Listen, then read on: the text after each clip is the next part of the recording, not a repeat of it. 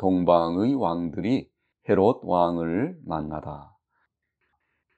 헤롯의 궁전은 여기에서 멀지 않은 더 높은 지대에 있었는데 나는 기둥에 횃불이 타고 있는 길을 보았습니다.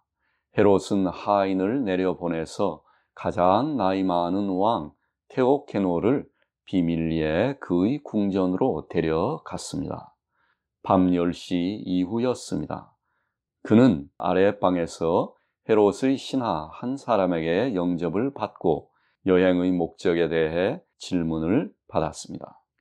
그는 모든 것을 어린아이 같은 가장 솔직한 방식으로 말하면서 자신들이 경배하기 위해 별을 보고 따라온 그 유대인의 새로 탄생하신 왕을 어디에서 찾을 수 있을지 헤롯에게 물어봐 줄 것을 간청했습니다. 신하가 이 사실을 헤롯에게 보고했을 때 그는 깜짝 놀랐지만 숨기며 그가 알아볼 것이니 그동안 왕들은 편히 쉬라는 메시지로 답을 주었습니다.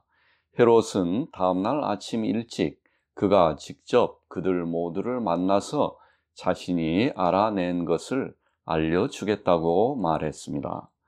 숙소로 돌아온 테오케노는 특별히 좋은 소식이 없었으므로 쉬려고 짐을 풀지 말고 오히려 짐을 다시 싸라고 명령했습니다.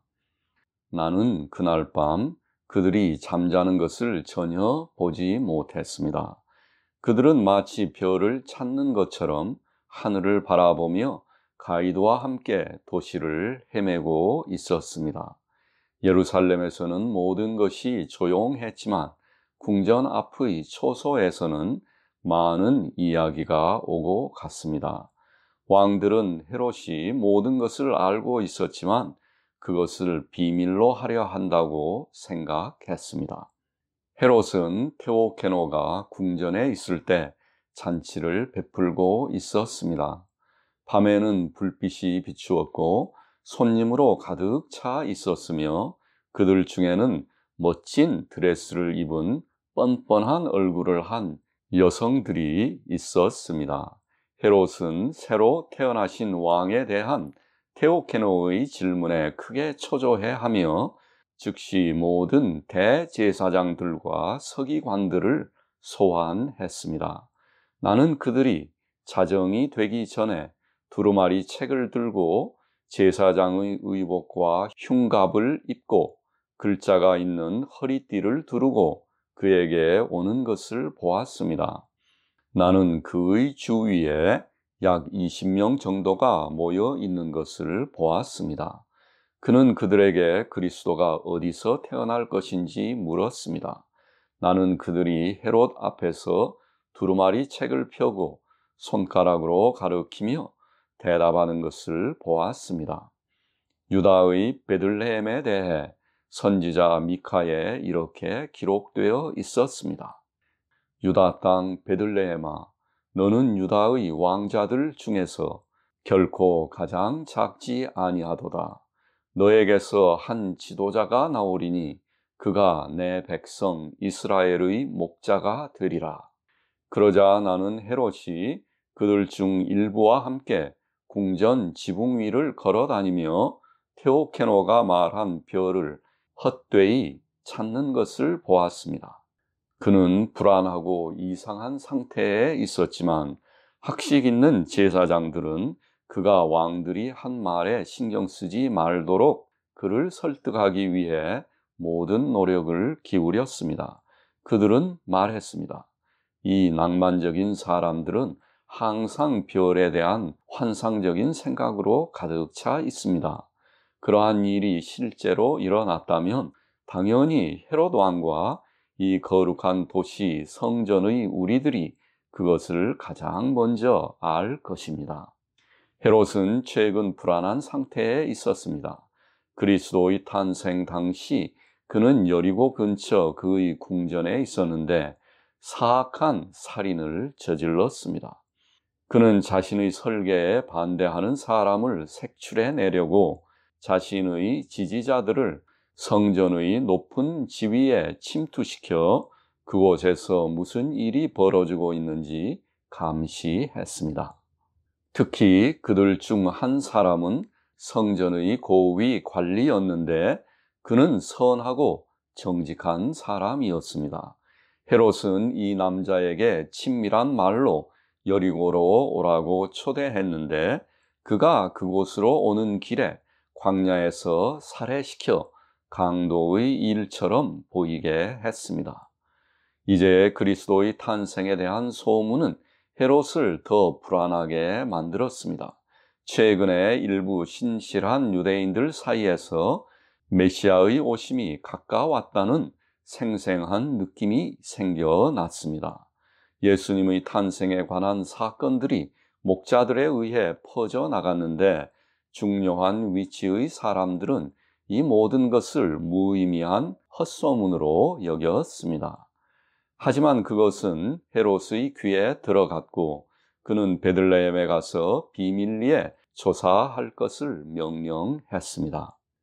그의 전령이 그리스도가 탄생하신 지 3일 후에 아기를 찾아왔고 가엾은 성 요셉과 이야기를 나누었는데 그들과 같은 모든 오만한 사람들이 그러하듯이 그들은 그 비참한 동굴에는 어떤 가난한 가족밖에는 아무것도 볼 것이 없으니 이 모든 것은 이야기할 가치도 없다고 헤롯에게 보고했습니다. 그러나 이제 헤롯은 갑자기 세 왕과 그들의 많은 일행을 만났고 그들이 먼 길을 왔으므로 그들의 이야기를 헛된 소문으로 무시할 수 없었기 때문에 당황하며 두려워했습니다. 왕들이 새로 태어난 왕에 대해 특별히 물었을 때 그도 그분을 경배하고자 하는 갈망이 있는 것처럼 가장했습니다. 그는 서기관들의 맹목적인 오만함에도 불구하고 안심할 수 없었으며 자신의 이익을 위해 이 사건이 가능한 한 눈에 띄지 않게 유지되어야 한다고 결심했습니다. 그는 왕들이 그에게 한 말을 단번에 반대하지 않았고 예수님께 즉시 손을 쓰지 않았습니다. 왜냐하면 그렇게 하면 사람들에게 왕들이 발표한 것이 사실이며 그 자신에게 심각한 결과를 초래하는 것이라는 인상을 주지 않을까 두려워했기 때문입니다. 따라서 그는 스스로 조치를 취하기 전에 왕들로부터 더 정확한 정보를 얻으려고 계획했습니다. 12월 23일 일요일, 아주 이른 아침 헤롯은 비밀리에 세 왕을 그의 궁전으로 소환했습니다. 그들은 녹색 가지와 식물이 꽃병에 장식되어 있는 간식이 준비되어 있는 방으로 인도되었습니다. 그들은 잠시 서 있다가 헤롯이 들어오자 그 앞에 절을 한 후 다시 그에게 새로 태어나신 유대의 왕에 대해 물었습니다. 헤롯은 자신의 불안함을 최대한 숨겼고 심지어 기뻐하는 척 했습니다. 그는 아직도 일부 서기관들과 함께 있었습니다. 그는 왕들에게 그들이 본 것에 대해 물었고 맨소르는 여행을 떠나기 전에 그들이 별에서 본 마지막 환상을 그에게 설명했습니다. 그는 말했습니다. 그 그림은 앞에 아기가 있는 한 처녀였습니다. 그림의 오른쪽에서는 빛이 갈라져 나왔으며 거기에 여러 개의 문이 있는 탑이 있었습니다.